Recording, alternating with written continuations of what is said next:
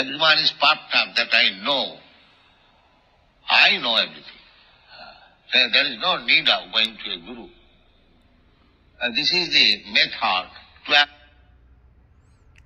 ఈ ప్రపంచంలో ప్రతి ఒక్కరూ కూడా నాకు అన్నీ తెలుసు, నేను గురువుని ఆశ్రయించాల్సిన అవసరం లేదన్న అహంకారాన్ని కలిగి ఉన్నారు. Approach a guru, spiritual master. Surrender. That I know so many rubbish things which are useless. Now kindly teach me. This is called... కానీ మనం గురువుని ఆశ్రయించాల్సిన పద్ధతి ఏంటంటే, నాకు అసలు ఏమీ తెలియదు, నాకు తెలిసినవంతా కూడా అనవసరమైనవి, కాబట్టి దయతో నాకు ఏది మంచిదో మీరు బోధించండి అని ఆ భావంతో గురువుని ఆశ్రయించాలి. Just like Arjuna said, Shishyasteham sadimam prapanyam. When there was argument between Arjuna and Krishna, and when the matter was not solved, then Arjuna submitted to Krishna. My dear Krishna, now we are talking as friends, no more friendly talking. I accept you as my spiritual master. Kindly teach me what is my duty. That is Bhagavad Gita. ఏ రకంగా అయితే అర్జునుడు కృష్ణుడికి శరణాగతుడవుతున్నాడో అలా మనం గురువుని ఆశ్రయించాలి. అంతవరకు కృష్ణార్జునుల మధ్య సంవాదం జరుగుతున్నప్పటికీ ఆ సమస్య పరిష్కారం కానందువల్ల అర్జునుడు కృష్ణుడితో, ఓ ప్రియమైన కృష్ణ, ఇంకా ఈ స్నేహపూర్వకమైన సంభాషణ చాలు, నేనిప్పుడు నిన్ను నా యొక్క ఆధ్యాత్మిక ఆచార్యునిగా స్వీకరిస్తున్నాను, నేను నీ శిష్యుణ్ణి, కనుక నాకేది మంచిదో నువ్వు నాకు బోధించు అని అర్జునుడు కృష్ణుడికి శరణాగతుడవుతున్నాడు.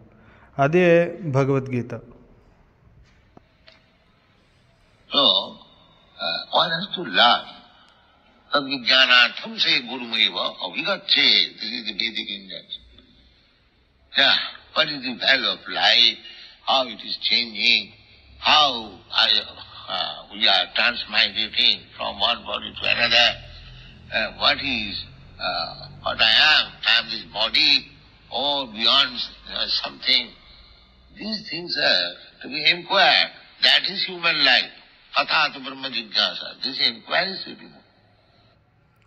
మానవ జీవితం అంటే ఏంటంటే అథాతో బ్రహ్మ జిజ్ఞాస. నేనెవరిని, నేను ఈ శరీరాన్నా లేదా ఈ శరీరానికి అతీతమైన వాడినా, అసలు ఎందుకు నేను ఈ పరివర్తన చెందుతున్నాను, కొంతకాలం తర్వాత నేను ఈ శరీరాన్ని ఎందుకు మార్చేస్తున్నాను అన్న ఈ ఎంక్వైరీ అంతా కూడా ప్రతి ఒక్కరూ చెయ్యాలి. ఆ రకంగా తమని తాము ప్రశ్నించుకొని ఆ యొక్క నిజమైన జ్ఞానాన్ని తెలుసుకోవడం కోసం సద్గురువుని ఆశ్రయించాలి. వేదాలు కూడా అదే బోధిస్తున్నాయి. తద్విజ్ఞానార్థం సగురుమేవాభిగచ్చేత్. It is coming to without any knowledge, without any inquiry, without any guru, without any book, everyone is gone. కానీ ఇది కలియుగం. ఈ కలియుగంలో ఎటువంటి పరిజ్ఞానం లేకుండా, ఎటువంటి ఎంక్వైరీ విచారణ చేయకుండా, ఎటువంటి శాస్త్రాలు గ్రంథాలు లేకుండా తమంతట తాము భగవంతులైపోతున్నారు. This is going on. Fool's paradise. So this is not hell. Yeah. ఇది ఈ రోజుల్లో జరుగుతూ ఉంది, మూర్ఖుల Paradise. About the Vidu, he also Viduropi parityajya prabhasi vyumatmana Krishnaveshena tachitya itringi satsang jayo. I was talking about Vidur. Vidur was Jamaraj. So, నేను విదురుడి గురించి సంభాషిస్తూ ఉన్నాను. అయితే విదురుడు అంతకు మునుపు తాను Yamaraju.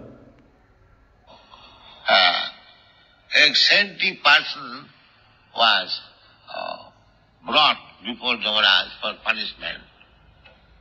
So when the saintly person inquired from the Jamaraj, that I don't remember that I have committed in my life any sin. Why I have been brought here for judgment? ఒకసారి ఒక సాధువుని యముడి ముందుకు శిక్ష విధించడం కోసం తీసుకొని వచ్చారు. అయితే ఆ సాధువు యమరాజు నుంచి ప్రశ్నిస్తూ ఉన్నాడు. నాకు తెలిసినంత వరకు నా జీవితంలో నేను ఎటువంటి పాపకార్యము చేయలేదు, అయినా కూడా నన్ను ఇక్కడికి ఎందుకు తీసుకొని వచ్చారు అని ప్రశ్నిస్తూ ఉన్నాడు.